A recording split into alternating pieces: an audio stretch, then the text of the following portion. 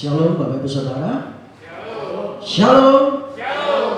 Kita percaya Tuhan ada di tempat ini. Amin. Amin. Di hari ini Tuhan sungguh berkorban buat kita semuanya. Dia mati buat kita di atas kayu salib. Mari Bapak Ibu Saudara, kita sama-sama siapkan hati kita untuk datang kepada Tuhan. Kita mau sembah Tuhan, kita puji Dia. Mari kita berdoa. Terima kasih Tuhan Yesus buat kasih setia-Mu atas kami ya Tuhan, atas pengorbanan-Mu di atas kayu salib.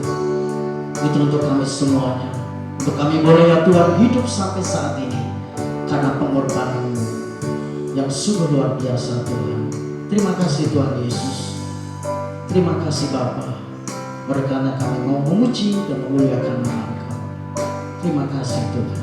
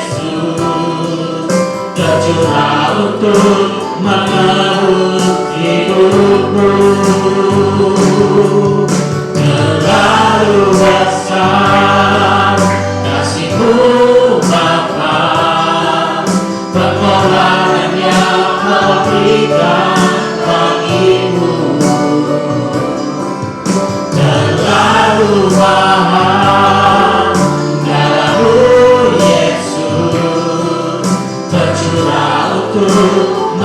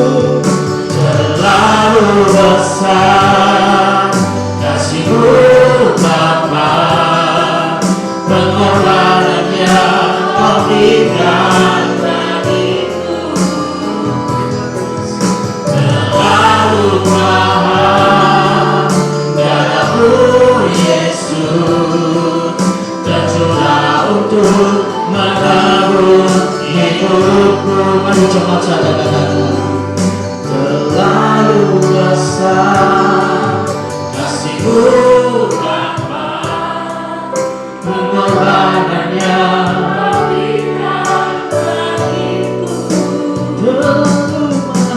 terlalu mahal, darah-Mu Yesus tercurah untuk menebus.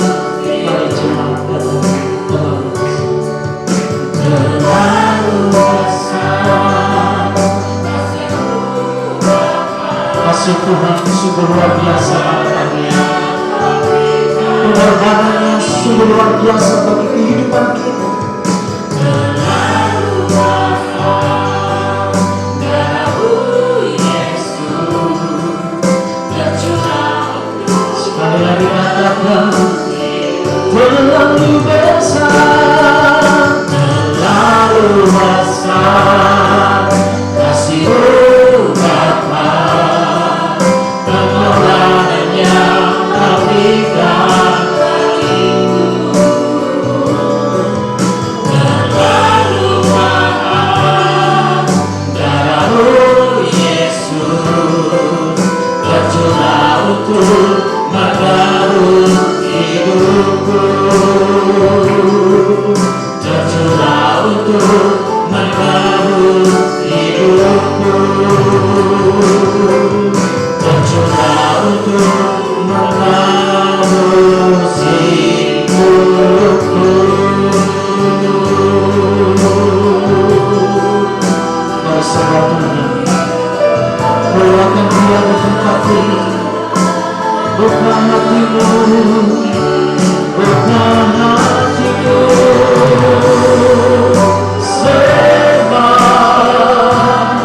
sembah Dia.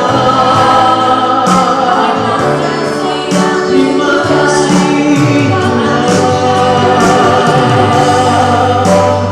Mari Bapak Ibu Saudara yang ada di tempat ini, mau sembah Tuhan.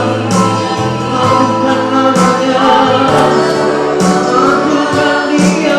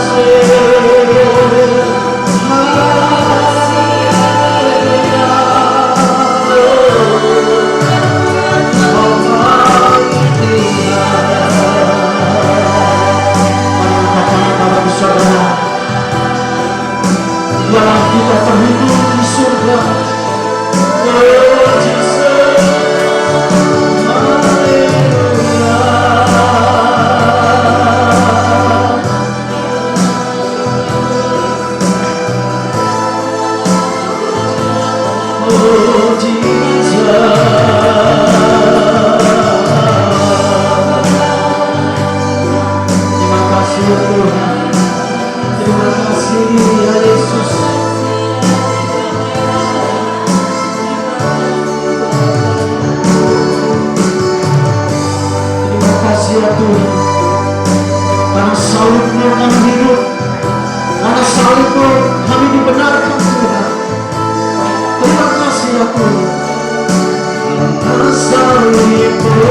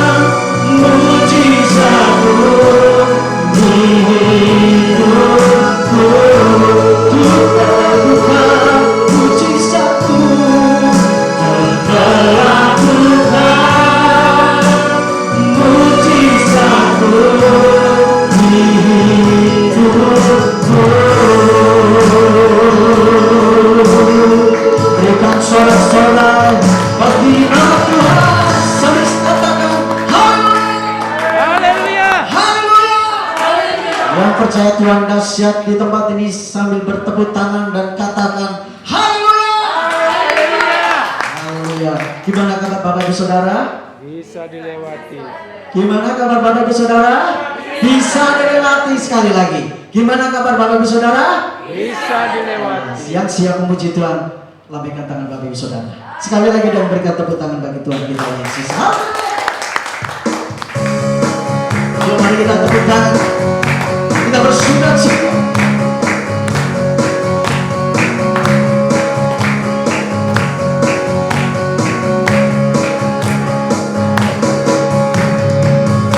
Putranya penolongku, dan ada bersatu, ku yakin,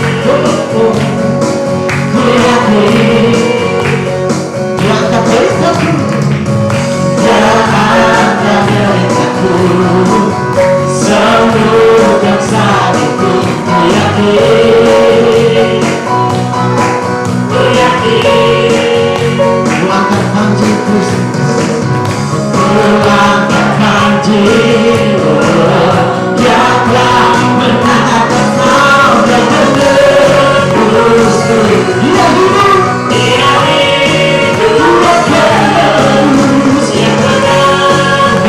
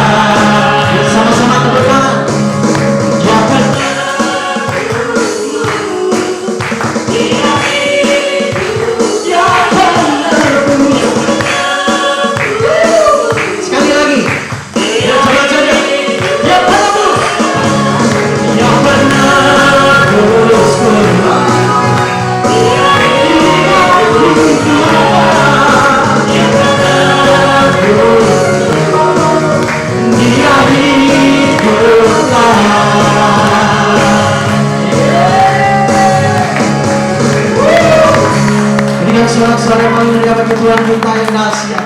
Haleluya. Kita percaya Tuhan kita dahsyat di tempat ini. Amin. Dia sangat baik bagi kita. Amin. Yang percaya Tuhan kita baik, angkat jempolnya tinggi-tinggi dong. Tas kanan kirimu. Jempolnya. Iya, Tuhan kita baik, Tuhan kita baik. Haleluya.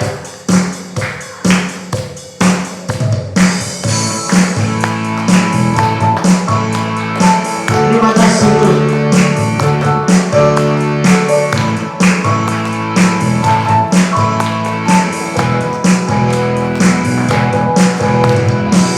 Dia mati bagiku, Dia mati bagiku, ya Tuhan.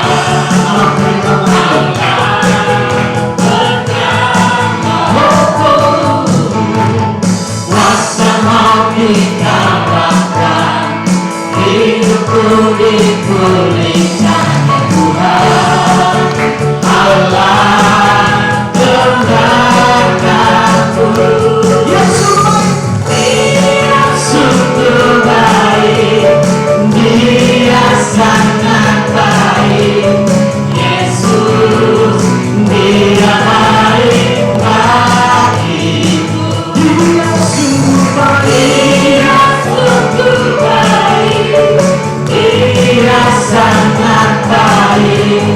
Yesus, Dia baik bagiku.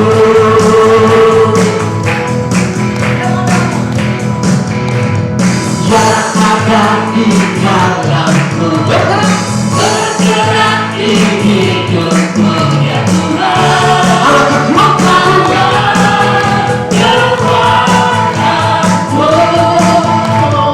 Yang penuhi hatiku dengan kuasa kasih-Nya, ya Tuhan. Allah benar, Yesus baik. Dia sungguh baik, Dia sangat baik. Yesus, Dia baik bagiku, Dia baik bagiku. Dia sungguh baik, Dia sungguh baik, Dia sangat baik. Ya cuma saja apa juga udah tinggi-tinggi ya. Baik, Yesus.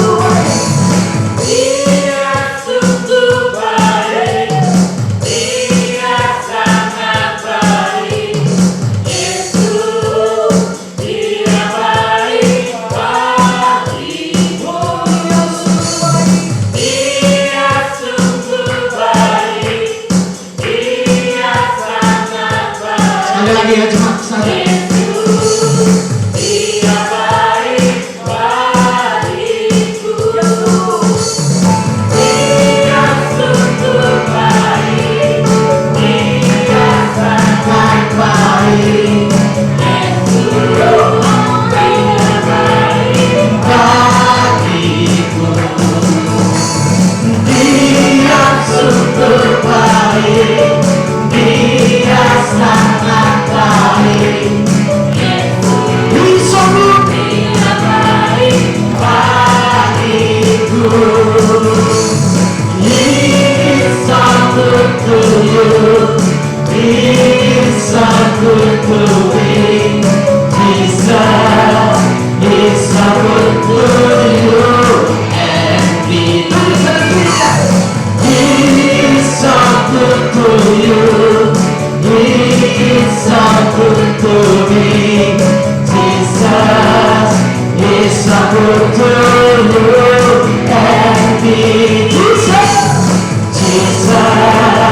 He's so good to you and me. Sekali lagi. Jesus, He's so good to you. He's so good to me. He's so good to you and me.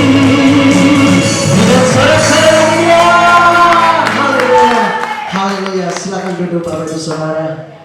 Sebelum kita mendengarkan firman Tuhan, anak-anak sekolah minggu boleh maju ke depan. Nanti didoakan, haleluya.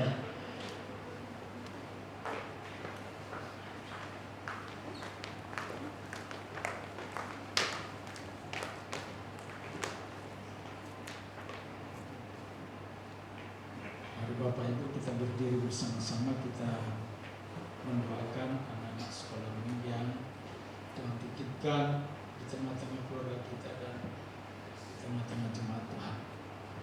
Mari kita berdoa. Bapa di surga, kami menyerahkan anak-anak ini yang Tuhan percayakan dan titipkan dalam keluarga kami, dan kami berdoa juga di tengah-tengah jemaat-Mu di tempat ini supaya Tuhan menolong anak-anak ini bertumbuh di dalam iman, pengharapan dan kasih mereka kepada Tuhan dan sesama. Oleh karena itu kami percaya masa depan mereka akan indah bersama dengan Tuhan.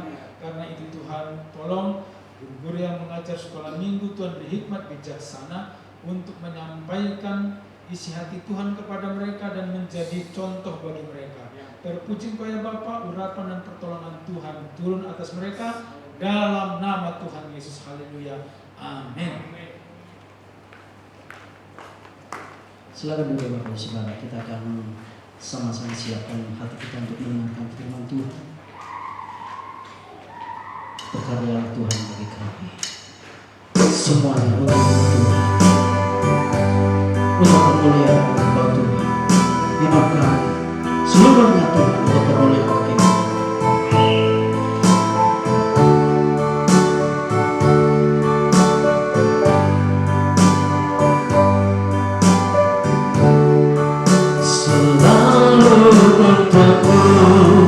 Selalu untukmu Tuhan dan Raja-Ku.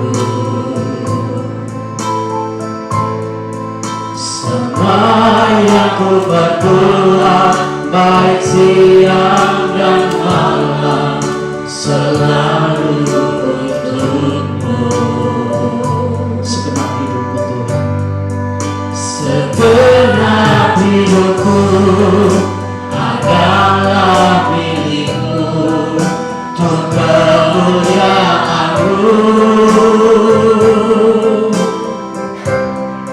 Sampai ku tua nanti, sampai di surga nanti, selalu untukmu, selalu untukmu Tuhan, selalu untukmu, selalu untukmu Tuhan dan Raja-Ku. Semua yang kami berbuat ya Tuhan untuk kemuliaan yang ku berbuat, baik siang dan malam, selalu untukmu. Segenap hidup kami Tuhan untuk segenap hidupku adalah milikmu, untuk kemuliaan-Mu.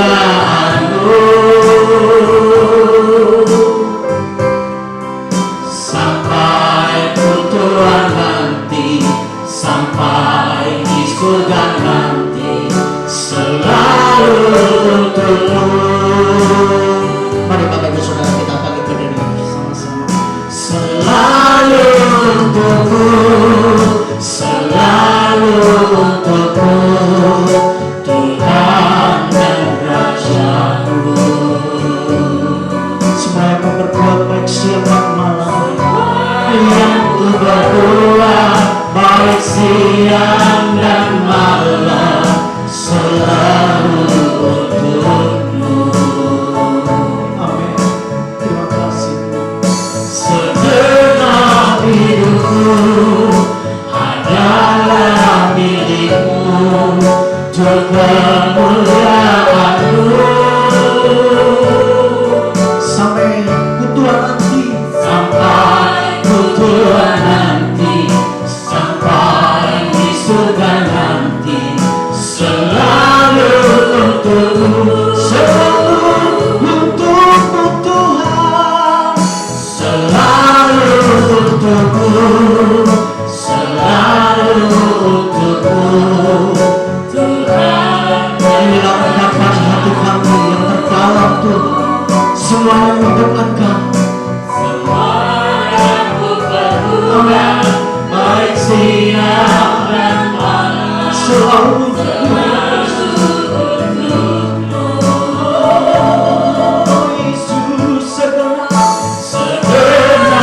hidupku adalah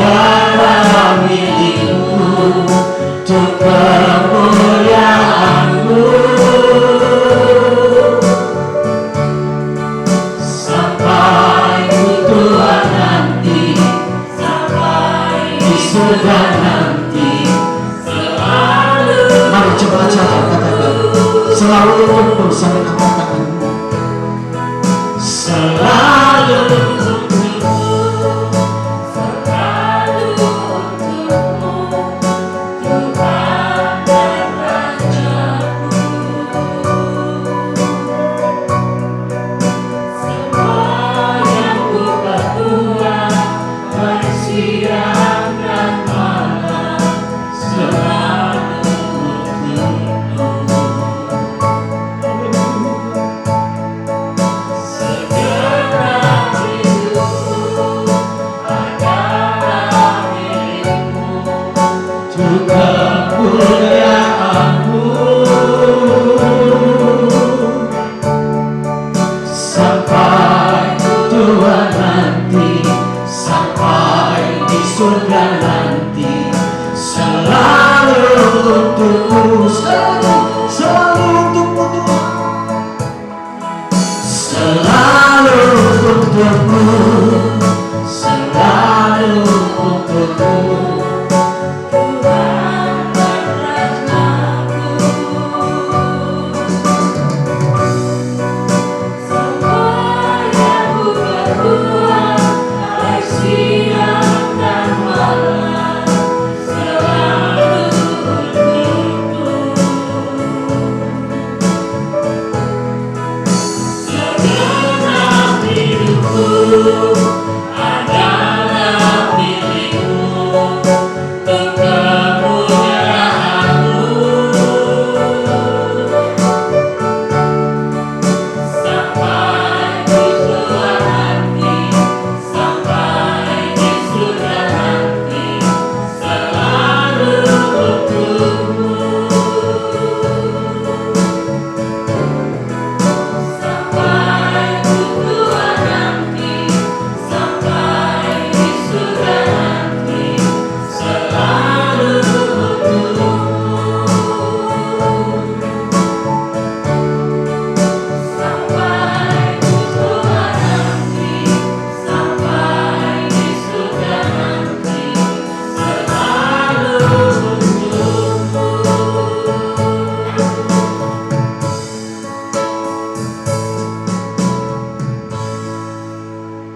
Bapa di surga, kami siap mendengarkan firman-Mu.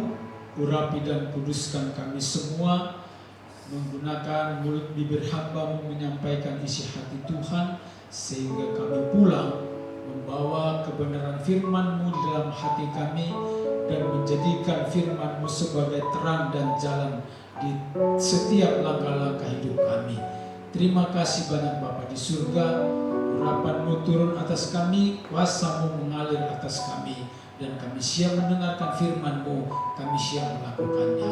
Dalam nama Tuhan Yesus kami berdoa serta mengucap syukur. Yang percaya katakan bersama-sama, amin. Silakan duduk Bapak Ibu yang dikasihi oleh Tuhan.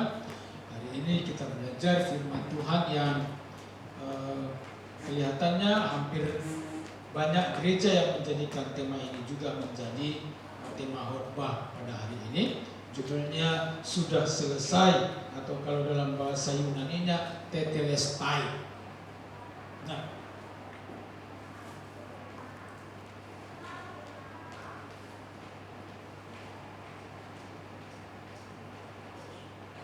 di dalam Alkitab terjemahan baru dikatakan, sesudah Yesus meminum anggur asam itu, berkatalah ia, sudah selesai. Lalu ia menundukkan kepalanya dan menyerahkan nyawanya. Saudara, peristiwa ini terjadi dengan pergumulan yang panjang, dan beberapa waktu sebelumnya Tuhan Yesus berdoa di Bukit Getsemani, bergumul tentang penderitaan yang akan dia alami. 3 kali Tuhan Yesus berdoa, itu dicatat dalam Alkitab, tetapi saya percaya tentulah dia berkali-kali pada waktu itu berdoa dengan mencucur, sampai Alkitab menjelaskan bahwa Tuhan Yesus mencucurkan keringat, darah karena pergumulannya. Jadi saudara, jangan mengira bahwa ketika Yesus mati di kayu salib, dia melakukan itu sebagai Tuhan, dan tentulah tidak terasa apa-apa. tidak mungkin tidak terasa apa-apa.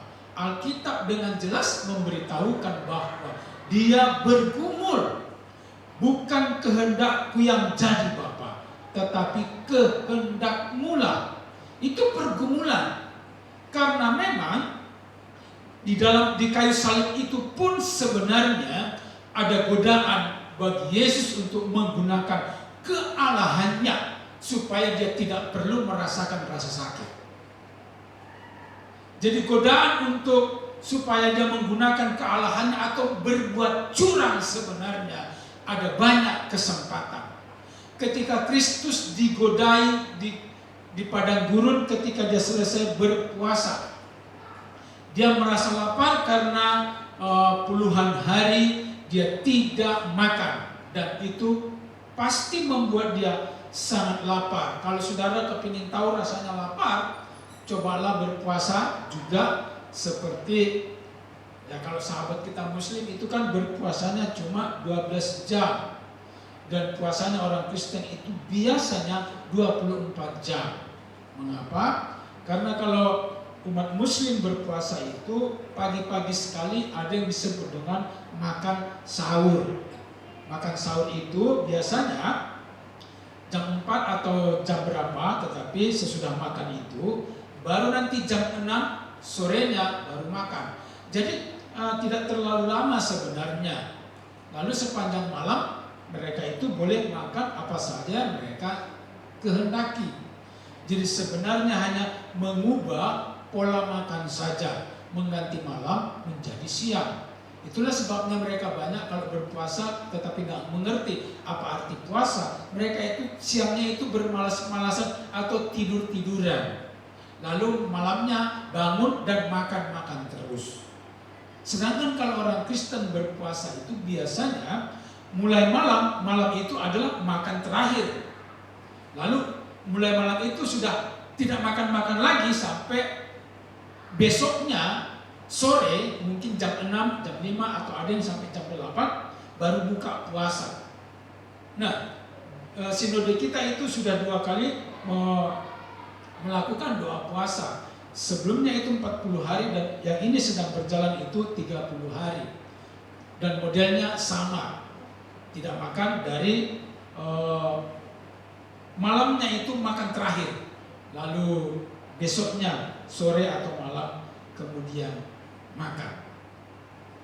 Saudara perhatikan bahwa Kristus ketika dia menanggung dosa saudara dan saya, dia juga menanggungnya itu sebagai manusia biasa seperti saya dan saudara. Dia merasakan lapar juga ketika dicambuk. Jangan merasa bahwa kalau dia itu menggunakan ilmu kebal. Tidak. Dia tidak menggunakan ilmu kebal dan dia tidak seperti orang yang kerasukan seperti jarang kepang. Pernah menonton jarang kepang? Pernah. Itu mereka itu dicambuk, mereka makan botol, makan apa. Kemudian sesudah mereka sadar itu mereka tidak merasakan apa-apa karena mereka pada waktu itu dirasuki roh jahat yang membuat mereka mampu menahan semua atau memiliki keahlian-keahlian seperti makan api, melompat melompat tinggi dan seterusnya. Itu dilakukannya dengan menggunakan kekuatan yang tidak biasa, menggunakan kekuatan roh jahat tentunya. Sedangkan Kristus tidak menggunakan kekuatan apapun. Dia pure, murni menjadi manusia seperti saya dan saudara. Itulah sebabnya ketika di Bukit Getsemani beberapa jam ketika dia akan dieksekusi, dia bergumul di Bukit Getsemani itu semalaman dia berdoa, Tuhan kalau boleh jauhkanlah cawan ini daripadaku. Tetapi bukan kehendakku yang jadi, kehendak-Mu lah. Jadi ketaatannya lah yang menuntun Kristus bersedia mati di kayu salib menebus saudara dan saya. Nah, perhatikan bahwa saat terakhir di kayu salib pun dia masih ditawari sebenarnya anggur asam atau cuka supaya dia ketika dia kan sudah disiksa dan mereka masih menawarkan supaya matimu nggak terlalu sakit. Tapi Kristus menolak. tetapi tetap saja mereka mencoba mencucukkan ke dalam lidahnya.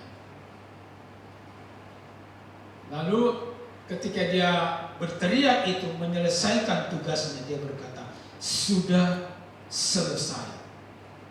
Jadi selesai di sini ada beberapa pengertian dan tujuan yang perlu kita mengerti bersama-sama. Nah, ya, kata selesai ada dua istilah yang digunakan di sana. Kalau dalam bahasa Yunaninya tadi itu tetelestai, kalau dalam bahasa Ibraninya itu kula atau nislam.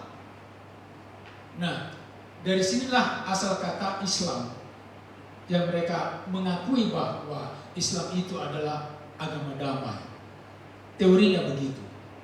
Tetapi apakah mereka damai? Saudara tidak perlu menghakimi dan mengatakan, enggak, itu urusan mereka. Urusan kita berdamai dengan Tuhan. Amin. Jadi kata sudah selesai di situ tadi tetelestai itu, kemudian ini bahasa Ibrani itu nislam. Ini having bowed his rose, ini artinya begini, sudah selesai. Ini, therefore when Rabbi Melech Hamosia received the vinegar, he said, nislam, and having bowed his rose, Rabbi Melech Hamosia gave up his nesamah. Nah, nesamah ini juga yang dulu kalau saudara ikut PA, kita belajar roh manusia yang dihembuskan oleh Allah itu menggunakan kata nesamah. Hidup. Dia menyerahkan hidupnya. Jadi tidak ada yang memaksa Kristus untuk menyerahkan hidupnya. Dia yang menyerahkan. Jadi dia tidak diancam atau ditarik kerah lehernya, kamu harus mati. Enggak seperti itu. Dia merelakan. Karena dia tidak salah. Seharusnya kitalah yang dipaksa disalibkan karena dosa kita, tetapi kita ini tidak memenuhi syarat untuk itu. Saudara dan saya tidak memenuhi kriteria, tidak memenuhi syarat untuk mati, bahkan untuk dosa kita. Itulah sebabnya orang yang tak bersalah merelakan dirinya, memberikan hidupnya. Kalau dia menolak, dia punya hak. Saudara yang nggak punya hak menolak. Mengapa? Karena memang kita ini berdosa. Kita tidak boleh menolak. Karena kita ini tanpa Kristus, semuanya pasti masuk neraka. Semua orang di muka bumi ini tanpa Kristus sebenarnya otomatis masuk neraka. Tanpa terkecuali. Karena firman Tuhan berkata, semua orang telah berbuat dosa dan telah kehilangan kemuliaan Allah. Tetapi kasih karunia Allah di dalam Kristus Yesus memberikan hidup yang kekal. Jadi tanpa Kristus tidak perlu ada penghakiman. Mengapa? Otomatis semuanya pasti masuk neraka. Tetapi karena Kristus merelakan hidupnya, menggantikan dosa umat manusia. Jadi semua orang sekarang ini punya kesempatan menerima hidup yang kekal. Amin. Amin. Nah, bagaimana itu diberikan? Mari kita perhatikan bahwa dalam naskah papirus Yunani kuno terdapat satu tulisan tanda terima pajak pada masa jajahan Romawi. Dulu tertulis kata tetelestai sebagai tanda bahwa itu telah dibayar dengan lunas. Nah, kalau saudara punya surat hutang, lalu belum ada tanda lunas di situ, meskipun saudara sudah bayar lunas, biasanya saudara tetap ditagih, betul? Apalagi kalau hutangnya dengan bank. Saudara berhati-hatilah kalau punya hutang. Selalu kalau saudara melunasinya, mintalah bukti sudah lunas. Amin. Nah, untuk hutang dosa kita, stempel hutang sudah lunas itu sudah ditandatangani oleh Kristus. Jadi setiap orang yang memberikan hidupnya kepada Kristus, hutangnya sudah lunas dibayar. Stempelnya darah Kristus, ceplak, selesai. apa-apa lagi terhadap dosa saudara. Sebagai hukumannya, saudara tidak perlu melakukan apa-apa. Inilah yang diyakini oleh semua orang di muka bumi, baik kaum Injili maupun orang yang tidak mempercayai bahwa ada dua aliran kekristenan di muka bumi ini. Satu Arminian, satunya Calvinis. Calvinis percaya bahwa saudara dan saya itu sudah ditentukan oleh Tuhan untuk diselamatkan. Jadi begitu saudara selamat, selamanya selamat. Nah, satunya lagi kelompok Armenian. Armenian ini percaya bahwa keselamatan itu bisa hilang. Nah, sebenarnya kedua kelompok ini sama-sama betul dan sama-sama kurang betul. Karena apa? Karena Alkitab mencatat bahwa satu kali orang sudah diselamatkan, sebenarnya mustahil dia hilang keselamatannya. Nah, masalahnya adalah apakah keselamatan itu hanya diterima sekedar lewat ucapan mulut dan pengakuan iman saja? Ini yang menjadi permasalahannya. Karena ada banyak orang Kristen percaya bahwa yang penting dia sudah buat pengakuan dengan mulut, percaya dalam hati, maka dia pasti diselamatkan. Nah, tunggu dulu, bukankah ada banyak zaman sekarang ini orang sudah mengaku Yesus dalam mulutnya, percaya dengan hatinya, bahkan memberikan dirinya melayani Tuhan. Lebih daripada itu, bahkan ada orang yang sudah mengadakan mujizat demi nama Tuhan. Lalu di tengah-tengah perjalanan hidupnya dia murtad. Lalu kemana Tuhan Yesusnya? Jadi dalam Alkitab pun sebenarnya sudah dijelaskan ada dua tokoh di sana yang kelihatannya bertentangan. Sebenarnya tidak. Pauluslah tokoh yang mengatakan bahwa kita diselamatkan oleh anugerah saja. Lalu datanglah Yakobus mengatakan, engkau boleh punya iman, aku punya perbuatan. Engkau boleh mengatakan percaya kepada Kristus adalah Tuhan. Ingatlah bahwa setan pun percaya. Bukan cuma percaya, tapi gemetar. Yang menjadi masalahnya adalah setan percaya, tapi tidak taat. Apakah setan karena percayanya masuk surga? Tidak mungkin. Jadi percaya itu artinya bukan sekedar mengaku dengan mulut dan percaya dalam hati, bukan seperti itu. Atau dibaptis lalu merasa bersalah karena melakukan banyak dosa, dibaptis lagi. Lalu kurang sah baptisannya, dibaptis lagi. Ya, kata Pak Yosua, kalau sempat 3 kali dibaptis nanti menjadi kodok. Karena bukan baptisannya yang menjadi permasalahannya. Saudara bisa dibaptis setiap hari Minggu, yang penting saudara bayar uang kolamnya 50.000. Dengan saya tolong dibayarin, karena kalau tiap minggu saudara dibaptis saya suruh bayar sendiri, bayarnya pakai apa? Tapi itu pun tidak ada gunanya.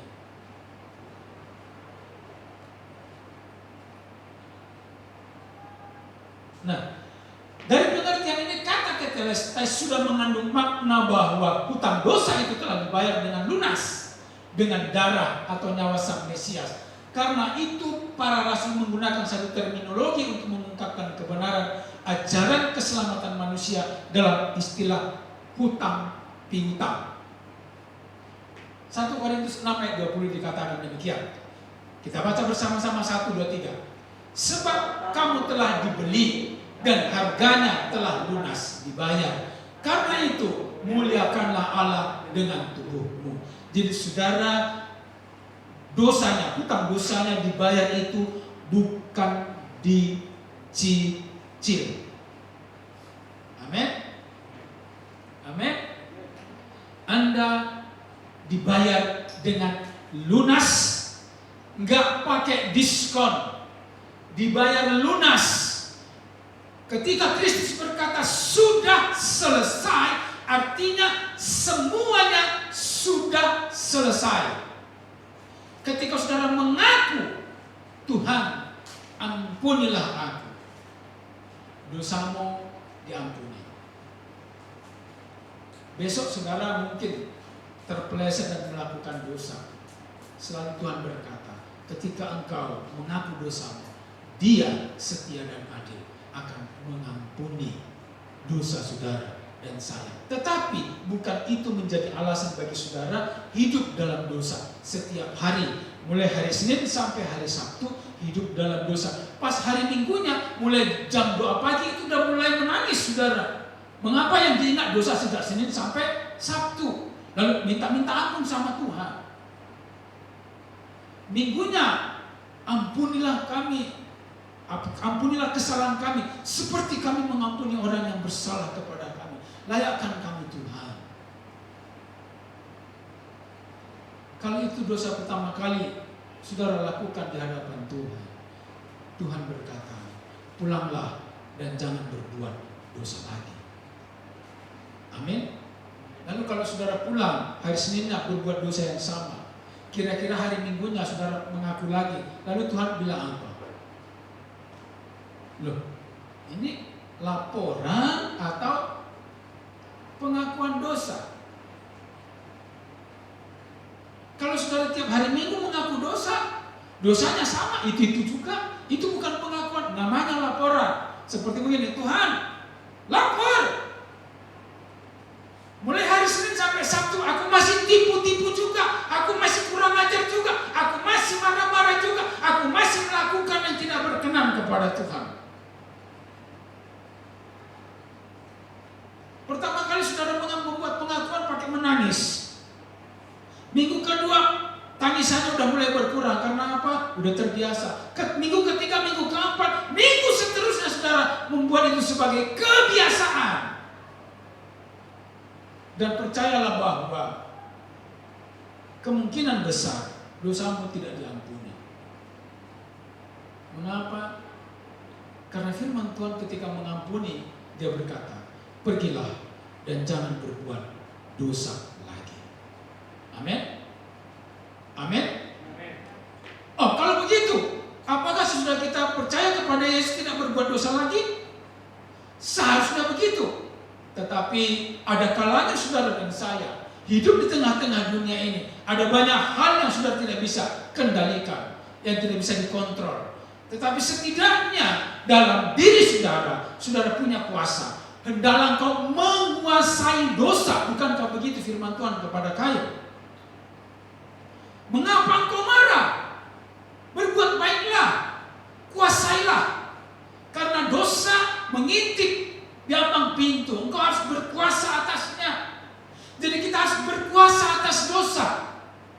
Tetapi ada kalanya saudara dan saya punya kelemahan, lalu jatuh dalam dosa. Artinya kecelakaan. Kecelakaan namanya apakah disengaja? Disengaja. Kalau disengaja, Anda tidak mendapat pengampunan lagi. Artinya saudara menghina, mendukakan Roh Kudus. Karena ketika saudara mau berlakukan dosa sebenarnya, Roh Tuhan berbicara, jangan, nggak boleh, itu nggak sopan, itu nggak bagus. Lalu saudara ngotot.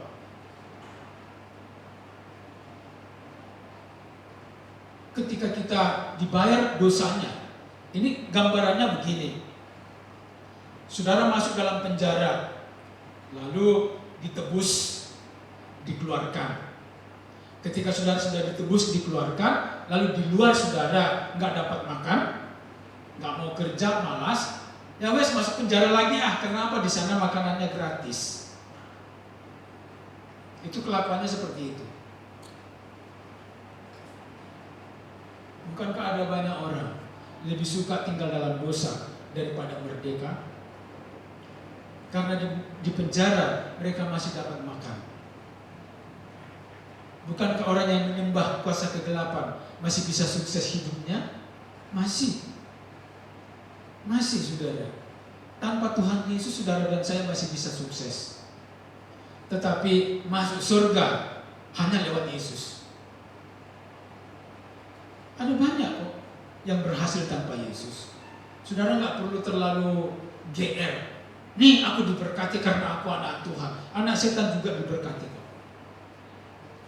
Kalau berkat yang dimaksud itu hanya dalam bentuk materi, uang dan kawan-kawannya, nggak usah terlalu pede. Lalu pamer-pamer, ini loh aku anak Tuhan. Lalu flexing di media sosial. Tahu arti flexing ya? Soalnya saya juga baru tahu kok itu. Tahu ya? Flexing itu pamer kekayaan. Misalnya punya mobil Lamborghini, lalu pamer pakai video di TikTok. Ya kayak Hotman Paris Hutapea lah, saudara. Punya pelayan pribadi atau apa namanya itu, sekpri apa itu sampai 35 orang, dan cewek-cewek cantik itu antri menjadi apa istilahnya itu, saya lupa, pelayan pribadi atau apalah gitu. Lalu suruh foto di depan Ferrari Lamborghini-nya itu dan dibayar sama Hotman. Lalu kemarin Hotman Paris pulang ke Medan, dia ziarah. Karena hari ini Paskah, sudah menjadi budaya bagi orang Kristen kalau Paskah itu, sebelum Paskah mereka ziarah dulu ke kuburan, periksa. Lalu di situ dia bilang, Hotman Parisnya itu kan terkenal dengan kekayaannya, lalu tiba-tiba dia live di TikTok. Dia sudah 6 tahun katanya dia tidak siaran. Ketika siaran dia langsung menangis. Bisa juga menangis dia, saudara. Menangis, lalu banyak orang yang terharu. Komennya itu ada ribuan. Kok aku jadi terharu juga ya? Kok aku juga ikut menangis ya? Hotman juga bisa menangis. Sebenarnya Hotman itu masih ada yang kurang dalam hidupnya. Dia apa sih yang kurang sama dia? Dia bisa punya Lamborghini itu bisa 100 biji. Dia punya Holy Wing, restoran Holy Wing, restoran kelas atas. Itu dia punya semua. Kalau saya nggak salah loh. Syukur-syukur salah. Tapi bagi dia itu uang itu nggak ada serinya. Itu sebabnya dia, hanya saja kelebihannya Hotman itu tidak munafik. Dia kalau suka perempuan, dia pamerkan dengan gamblang. Enggak berkelakuan orang-orang sok kudus. Jadi bataknya ketahuan di situ. Dia memang mengejar uang. Dia katakan dia mengejar uang. Dia dapatkan uang. Tapi tetap ketika dia bertemu dengan kuburan, ada sesuatu di dalam dirinya yang dia tidak bisa mengontrolnya. Dia akhirnya menangis. Karena apa? Hatinya tentunya sadar bahwa dia pun akan seperti papanya. Siapa yang bisa menolak kematian? Siapa yang bisa? Mungkin kita masih ingat Michael Jackson punya, kalau saya tidak salah, punya 15 dokter spesialis tinggal di rumahnya yang mengontrol setiap gerak-geriknya karena dia berencana berusia lebih dari 100 tahun. Kalau nggak salah waktu tidak kepingin hidup 150 tahun. Jadi dia menggaji dokter spesialis paling ahli di Amerika, tinggal bersama-sama dengan dia lengkap. Jadi dia nggak boleh ada kutu, nggak boleh ada kuman satupun melekat dalam dirinya. Nah, saudara, matinya pun mendadak, tak bisa ditolong.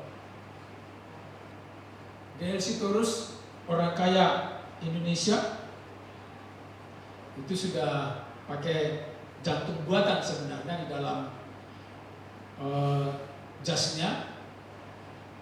Hampir semua penerbangan Indonesia sudah tahu kalau D.L.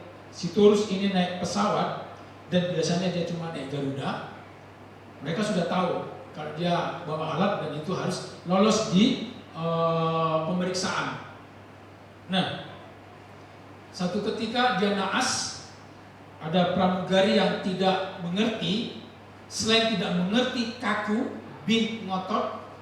Lalu ketika dipegang dia ada alat-alat, pramugari ini mengatakan gak boleh dan seterusnya, sampai pramugari ini memaksakan diri untuk mengikuti prosedur, lalu terlepaslah jantung buatan itu.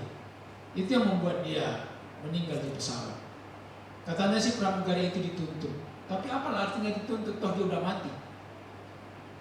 Jadi saudara dan saya tidak bisa mengelak dari kematian. Dan kematian yang pertama sudah ditolong oleh Kristus, dibayar dengan lunas. Kematian karena dosa. Jadi kalau nanti saudara mati, bukan mati karena dosa lagi. Mati karena memang saudara harus bertemu dengan Bapa di sorga. Berpisah dari tubuh yang fana ini, lalu dikenakan dengan tubuh yang penuh dengan kemuliaan. Jadi sudah berbeda.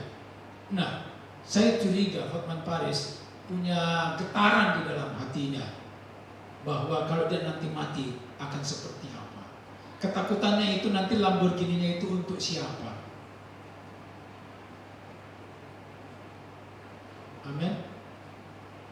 Saudara dan saya gak perlu takut mati. Karena apa? Gak punya Lamborghini juga kok yang mau ditinggalkan. Kalau pun punya, saya kan gak tahu saudara punya kekayaan berapa. Toh udah di dalam Tuhan.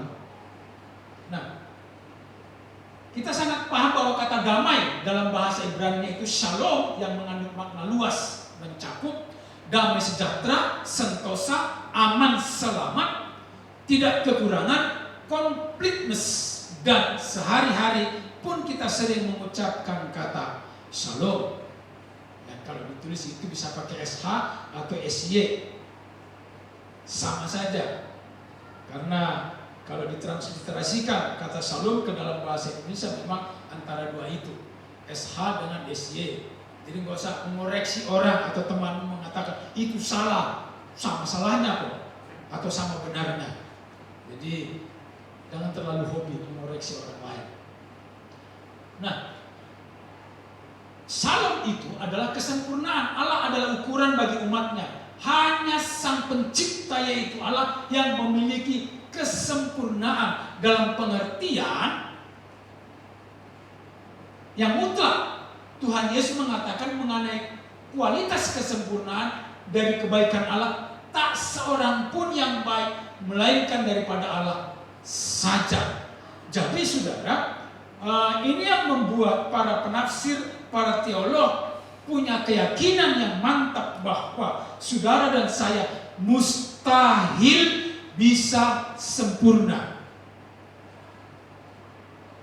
Karena kita memang tidak bisa sempurna dalam kualitas sempurna seperti yang dimiliki oleh Allah.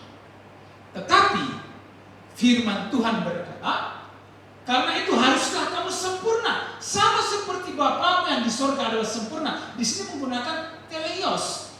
Be ye therefore perfect, even as your Father which in heaven is perfect. Jadi kita, kesempurnaan yang kita kejar itu bukan seperti salonnya Allah Bapa, tetapi teleios.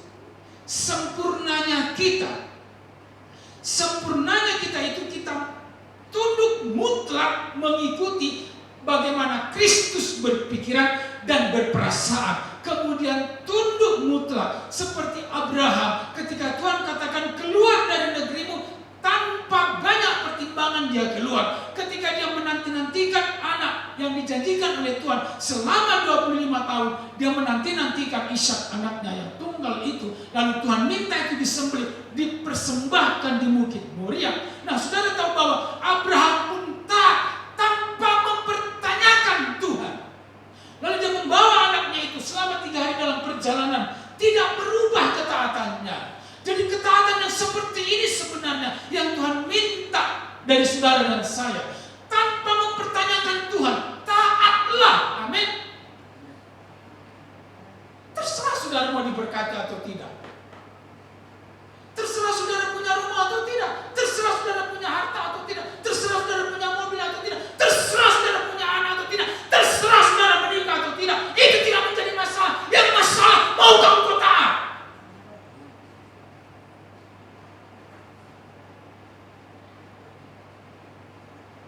nggak ada jaminan, saudara, kalau ikut pasti menikah dengan pasangan yang ideal. Nggak ada jaminan. Karena ada yang menikah, ada yang tak menikah, no problem. Itu sebabnya, saudara, jangan pernah mencari kebahagiaan dalam pernikahan. Anda keliru. Pernikahan adalah tempat kita berbagi kebahagiaan. Jadi kalau engkau memang gak bahagia, apa yang kamu bagikan? Jadi bahagialah dulu. Bukankah Adam berbahagia dulu, baru menikah? Amin. Amin. Hanya saja dalam menjalani hidupnya, dia perlu orang lain melengkapi. Tuhan kirimlah Hawa. Jadi nanti, saudara, ketika pasanganmu meninggal, lalu ketika mati dipanggil Tuhan, carilah Tuhan di sorga, jangan cari pasanganmu lagi.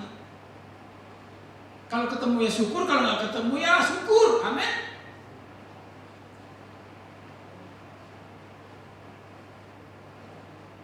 Dan berapa persen sih orang menikah itu sungguh-sungguh itu pasangan yang ideal? Kemungkinan dari 100, dari 1000 mungkin 2. Ya syukur-syukur itu kalau saudara termasuk di dalamnya. Tapi kalau enggak pun enggak masalah.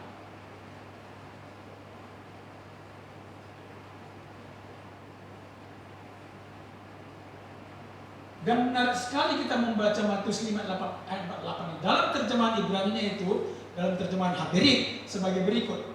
Maka dari itu jadilah kalian orang-orang sempurna, orang-orang pembawa damai, orang-orang shalom seperti yang Bapa kalian di dalam surga. Dia sempurna, dia pembawa damai, dia shalom. Jadi yang pertama, saudara harus memiliki shalom itu dulu, barulah saudara bisa membawa shalom itu kepada orang lain. Kalau dirimu saja nggak ada shalomnya di dalam, how can you expect people? Bagaimana mungkin kau mengharapkan orang lain mencari Tuhan? Engkau yang katanya datang kepada Tuhan, tak ada damai sejahteranya. Nggak ada sempurnanya sama sekali. Nah, sempurna di sini kembali, saudara. Nanti dalam kesimpulannya kita akan gampang mengingatnya. Tetapi kalau saudara memang belum bertemu dengan Tuhan, belum ada shalom dalam dirimu, belum tetelestai dalam hidupmu, dosamu belum ada shalomnya, belum diperdamaikan dengan Tuhan,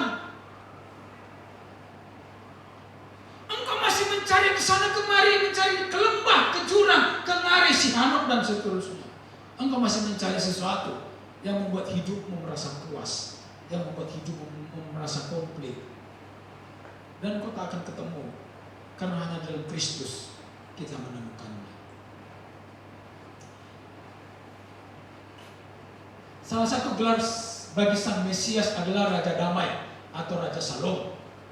Dalam Yesaya 5:9-5 dikatakan, sebab seorang anak telah lahir untuk kita, seorang putra telah diberikan untuk kita. Lambang pemerintahan ada di atas bahunya, dan namanya disebutkan orang penasihat ajaib, Allah yang perkasa, Bapa yang kekal, Raja Damai. Ya, ini kok kayak ayat Natal ya. Nanti tiba-tiba kita menyanyi glow,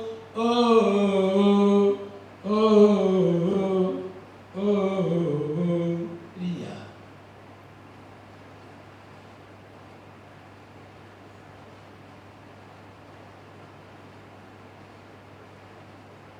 Dan Yerusalem itu sebenarnya, itulah sebabnya bahkan surga yang akan datang itu disebut Yerusalem yang baru. Amin. Karena Yerusalem itu artinya tempat damai, mengajar tentang kedamaian. Yarah dan Salom. Yarah dan Salem. Yarah itu mengajar, sedangkan Salom itu damai. Jadi gabungan kedua kata tersebut membentuk makna mengajar tentang kedamaian. Jadi damai yang sekarang ini yang kita dapatkan sekarang ini sebenarnya perskot atau uang muka yang kita terima supaya kita tahu rasanya nanti di surga atau di Yerusalem yang baru, itu nanti akan di sana sempurna kita nikmati damai sejahtera itu. Amin. Jadi sedangkan di bumi ini aja ketika saudara punya banyak masalah, punya banyak pergumulan, kadang-kadang saudara seperti kalau menghadapi masalah itu seperti kelelep, seperti Yunus di perut ikan.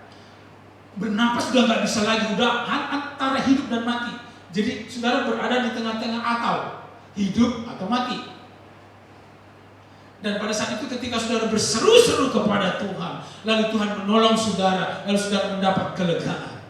Lalu saudara berkata, akhirnya Tuhan tolong.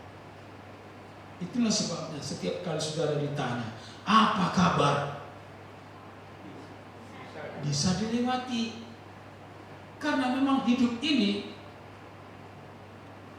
penuh hal-hal yang tidak bisa kita lewati kalau bukan bersama dengan Tuhan.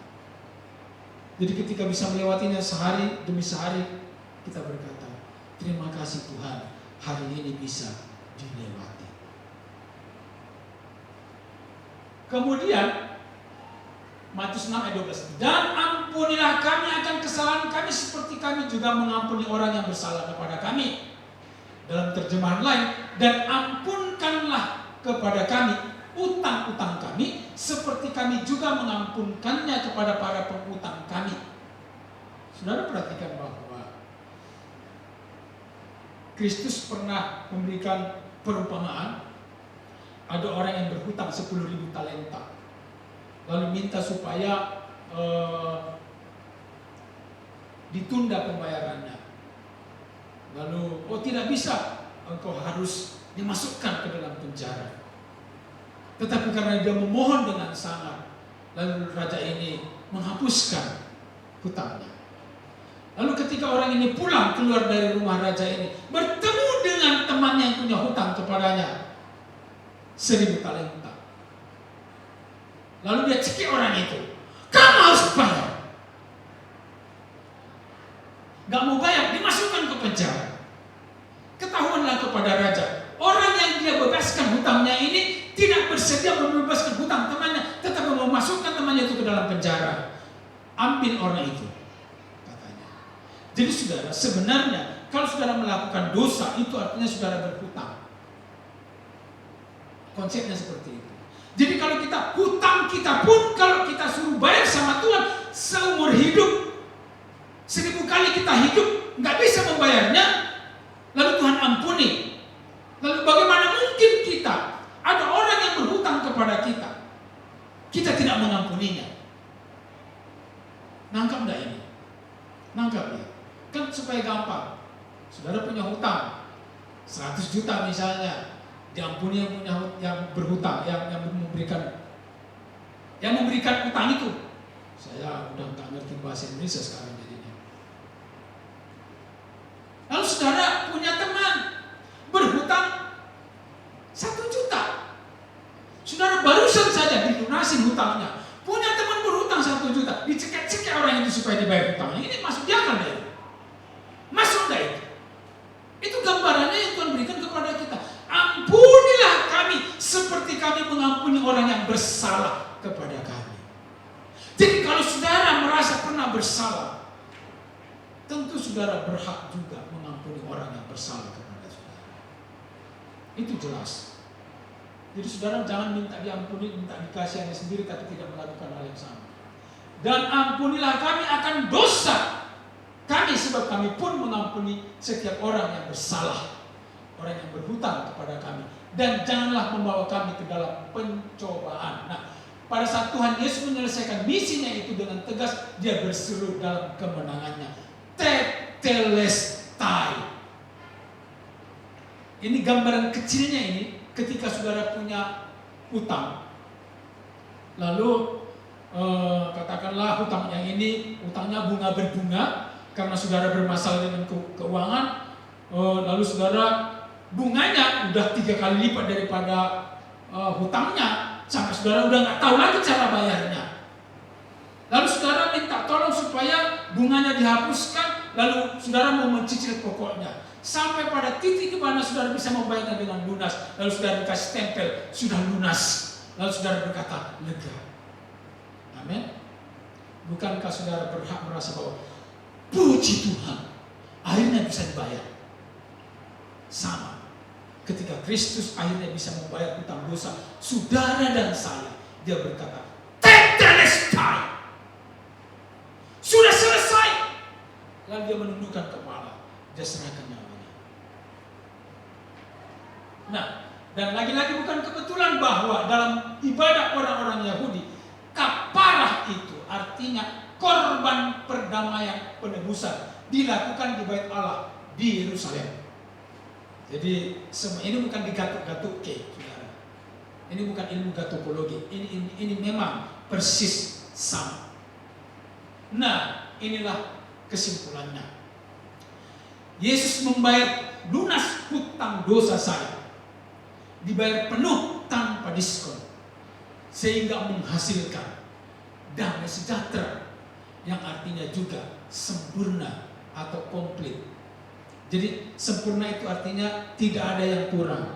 Jadi belum dalam hal kualitas ya, tetapi tidak ada yang kurang, komplit.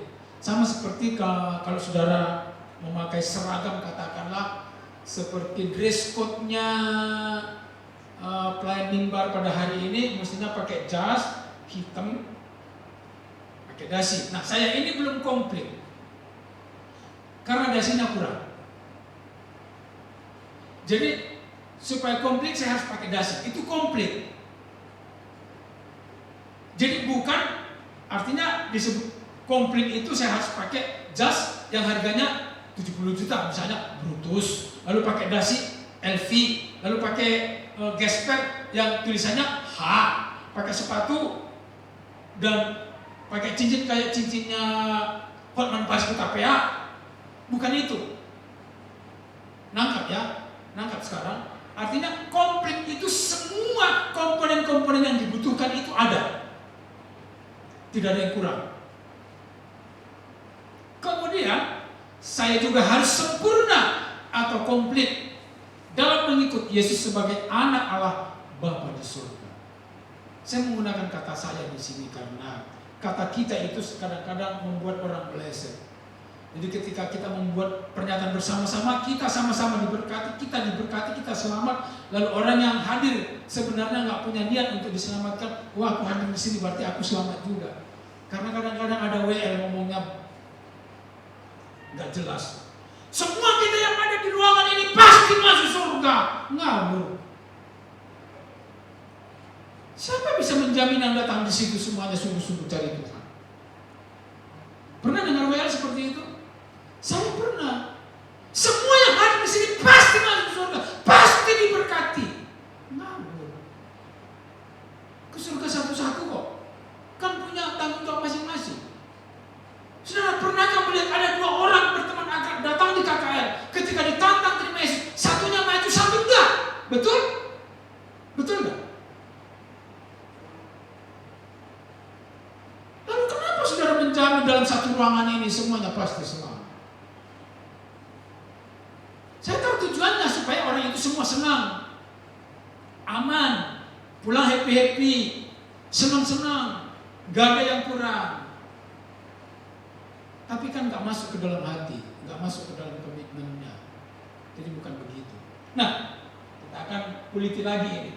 Ini ada proses metamorfosa. Dimulai dari telur menjadi ulat, tetap ulat. Sesudah ini, selama ulat ini kan ya ini kemudian menjadi kepompong, lalu ada proses menjadi kupu-kupu. Nah, ini yang masih ulat, saat step 1 itu masih ulat, suka makan segalanya. Ini kalau orang Kristen ini Kristen bayi, sudah makanan bu. Ini nggak boleh disinggung dosanya, ngamuk dia, bisa disikapnya saudara. Ini gampang ngamuan, gampang tersinggungan, gampang nesuan. Saya ada jemaat kita yang dibujuk-bujuk, lalu saya udah bosan membujuknya.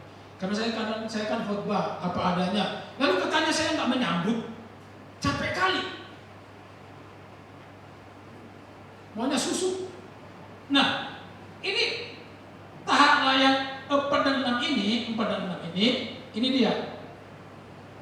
Dari sini sampai ke sini. Masa tidak bisa berbuat apapun? Ini kayak padang gurunnya lah gitu. Karena apa? Dia udah nggak bisa gerak. Kalau masih ulat tadi kan masih bisa bergerak, masih bisa kesana kemari. Nah, ketika dia pada tahap menjadi kepompong, dia udah pasrah aja. Tapi dia hidup atau mati? Hidup. Kepompong itu hidup. Ada kehidupan di dalam. Hanya saja dia tidak bisa melakukan apapun. Dia seperti Yunus di perut ikan. Bernafasnya bernafas saja kalau nggak benar gitu.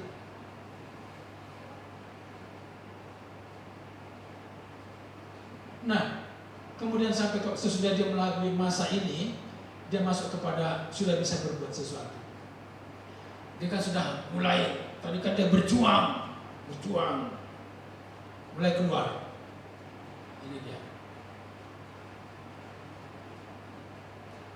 Nah, saudara, di sini ada masalah. Masalahnya begini. Orang yang seperti ini biasanya suka sekali minta bantuan. Lalu dia mau supaya dia dilepaskan dari masalahnya. Lalu saya mau kasih tahu bahwa ada seorang pemuda yang sedang mengamati proses yang ini menjadi ini dan menjadi ini. Ini kan lama. Jadi dia karena mungkin sedang mengamati, dia perhatikan. Itu kan prosesnya bukan 1-2 jam. Lalu ketika dia sudah mulai mengepak-ngepakkan sayapnya dan mau keluar, pemuda ini nggak sabaran. Dia pikir, wes, tak bantu. Dia ambil gunting, dia gunting itu tadi kepompongnya itu, jatuhlah kupu-kupunya. Lalu dia tunggu supaya kupu-kupu ini bisa terbang. Saudara tahu, dia tunggu, kupu-kupunya nggak bisa terbang.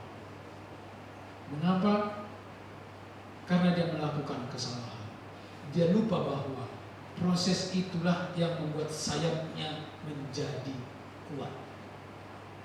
Itulah sebabnya Pak Erastus dengan sangat berani berkata, kalau saudara punya masalah itu akan menguatkan saudara. Itu bukan isapan jempol. Itu memang faktanya.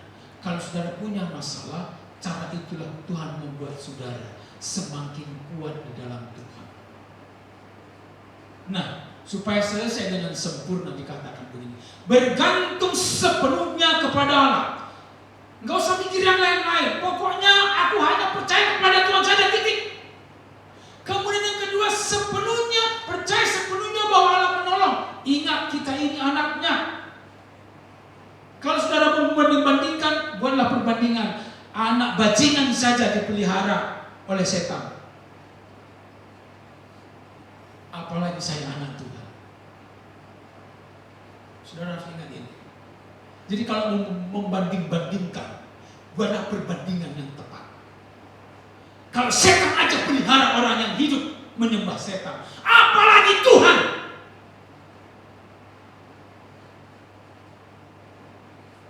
Jadi jangan sudah sedang mengikut Tuhan, irinya sama anak setan. Kira-kira Tuhan tersinggung enggak? Tersinggung enggak? Tuhan bilang begini, kok gak percaya sih?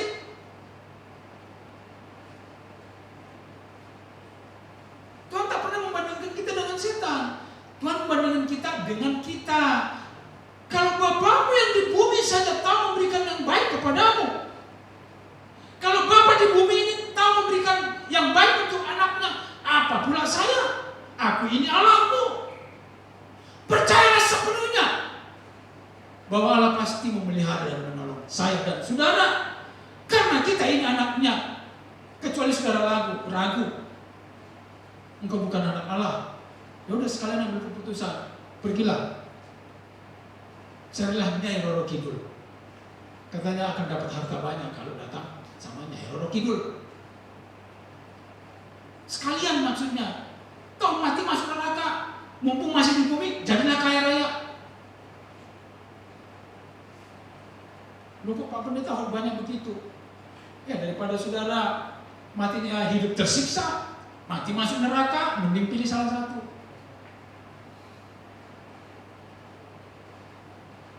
Amin. Yang ketiga adalah proses menghasilkan kualitas. Kalau saudara nggak bersedia di proses, maka engkau menjadi orang yang lemah.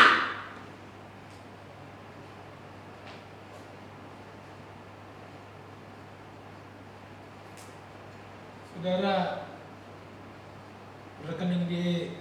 uang di rekening tinggal 1 juta, saudara udah bingung. Rekening tinggal 500.000, tinggal 10.000, cek rekening tinggal 0, saudara mulai bingung. Biasa aja lah. Saya biasa kok rekeningnya 0. Biasa. Tapi dipelihara Tuhan, pastilah saya sangat percaya. Saya sangat percaya.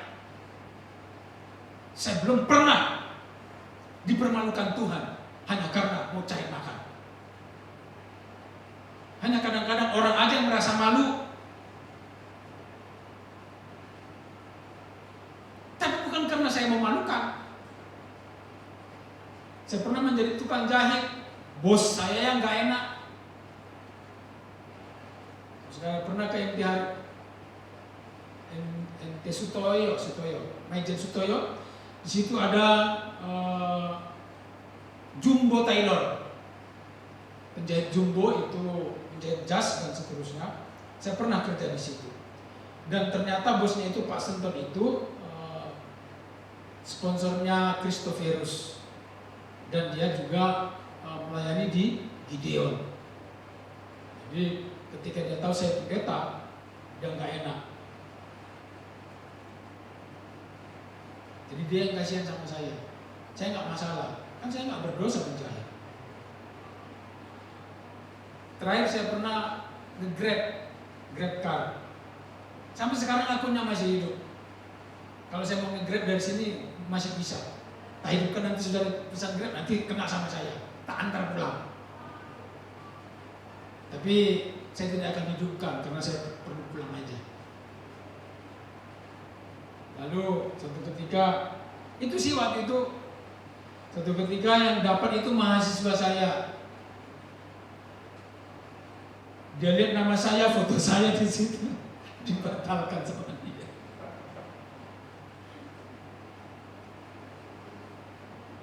Salah saya, nyupir Grab.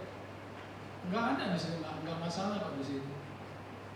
Yang masalah itu punya konsep bahwa kalau pendeta itu nggak boleh ini, nggak boleh ini, nggak boleh ini. Sebenarnya nggak boleh itu berbuat dosa. Atau kalau saya karena sibuk nge-grab lalu jemaat nggak terurus, itu nggak boleh. Apalagi kalau jemaat misalnya menyediakan semua yang saya butuhkan, lalu saya masih nge-grab, itu namanya kurang ajar.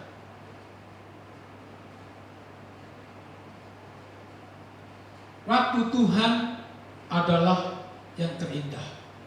Jangan cari jalan pintas. Meskipun ya kemarin pas ada pembekalan itu, lalu persyaratan ikut pejabat gereja di GSKI itu harus sudah bergabung dengan GSKI itu selama 3 tahun. Lalu mungkin itu yang membuat Pak Titus bertanya di Zoom, Pak, orang yang baru gabung kok boleh jadi pejabat? Lalu sebenarnya saya pun tidak memenuhi syarat karena itu Pak Erastus pun tak memenuhi syarat karena sinodenya belum 3 tahun waktu itu. Jadi saya tidak memenuhi syarat. Pak Yusak, Pak Yosua, Pak Titus, dan semua